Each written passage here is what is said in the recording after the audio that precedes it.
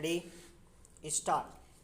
The appellant bank, a nationalized one, took the ultimate step against the respondent as an employee in pursuance of departmental proceedings, having found him guilty on various counts, inter alia including breach of duty as a custodian of public money and dishonesty, fraud or manipulation of documents. Stop para. The Industrial Tribunal ultimately upheld the decision of the appellant bank, but in terms of the impugned judgment of the Allahabad High Court, 5 of the charges were found not proved, while 2 of the charges, the matter was remitted back to the Industrial Tribunal with a limited mandate. Stop. The said decision was, however, stayed by this court on 5/3/2019. Stop para.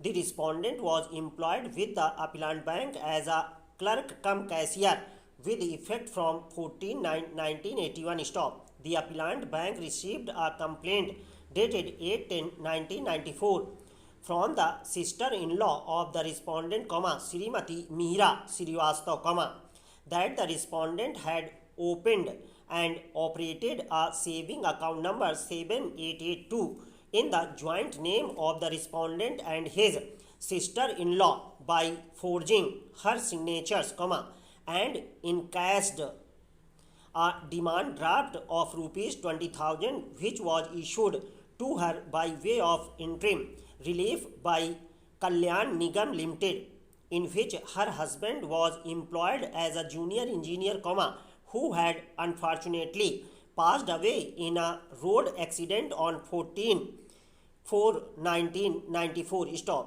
The respondent was placed under suspension on 5/11/1994 by the bank for committing acts of grave misconduct at the Gorakhpur branch, and he was issued a charge sheet dated 22/3/1995. Stop. The charges are as under para. Charge number 1. On 28/9/1994, you went to the clearing house without collecting the outward clearing checks from Mr. T.K. Siddhar, officer, in violation of the specific instructions of the branch manager, Mr. Aryan Saxena, and thus you committed an act of willful insubordination, which is a gross misconduct under para 19.5e of the bipartite settlement dated 19/10/1966. Stop para. Charge number 2.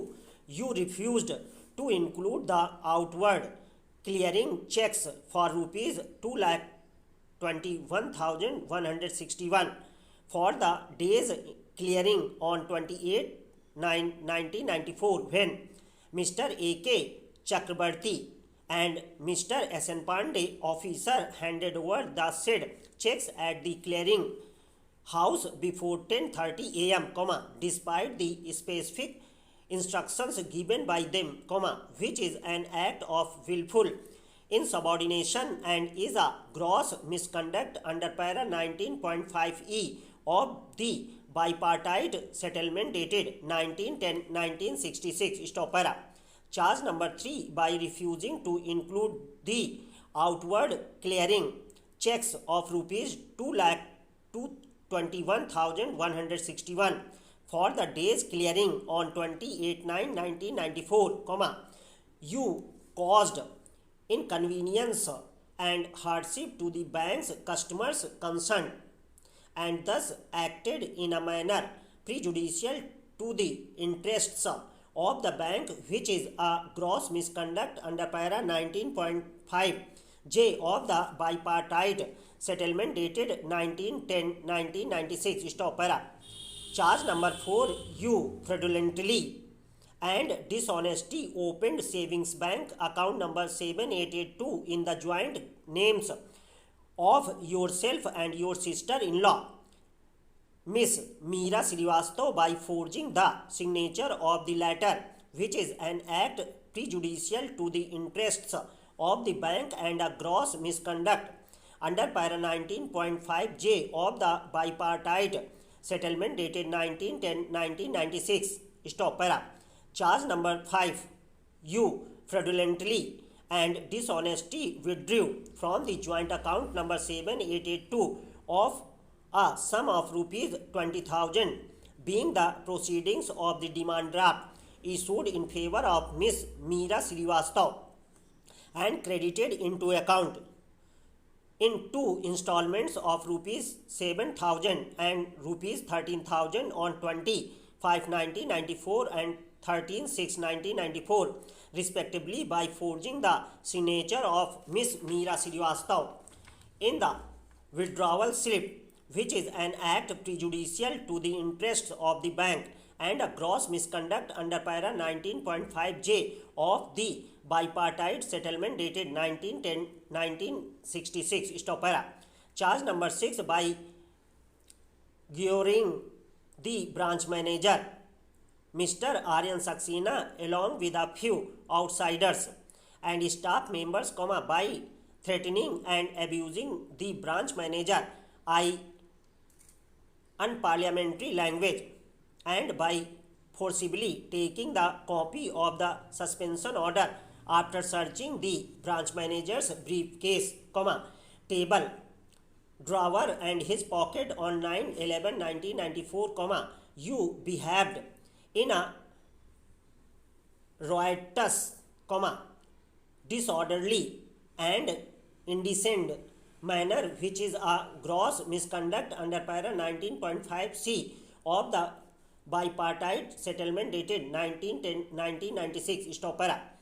Charge number 7 by erasing your own acknowledgement contained in the duplicate copy of the suspension order dated 5/11/1994, the narration made against your name in the attendance registered through application of white fluid, you tampered with the records of the branch and thus acted in a manner prejudicial to the interest of the bank, which is a gross misconduct under para 19.5J of the bipartite settlement dated 19/10/1966. Stop para.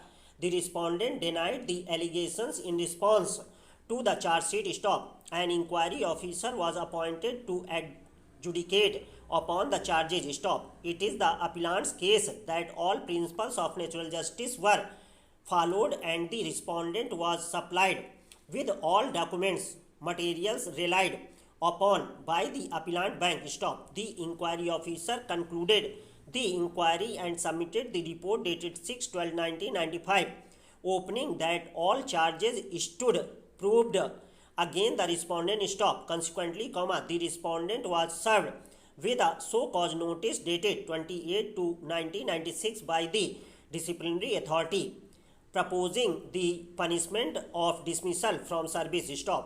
The respondent submitted a reply, but the disciplinary authority, after considering the reply, proceeded to uphold the finding and impose the penalty of dismissal from service. YD order dated 11/5/1996. Stop. The respondent filed an appeal before the appellate authority, but the appellate authority rejected the appeal. YD order dated 10/9/1996. Stop para. The respondent sought to raise an industrial dispute and the central government referred the dispute YD-GO dated 30/10/2003 to the presiding officer, Central Government Tribunal Labor Court, Kanpur on the issue whether the action of the management imposing the penalty of dismissal was justified and legal. Stop. The proceedings were contested before the tribunal and the tribunal framed a parliamentary preliminary issue on the question of fairness of the domestic inquiry. Stop. The tribunal YD order dated 15/11/2011 decided the preliminary issue against the appellant as the appellant management bank had failed to produce original documents and most photocopies of the relevant pages were not not readable. Stop. It was, thus, concluded that there was violation of the principles of natural justice. Stop.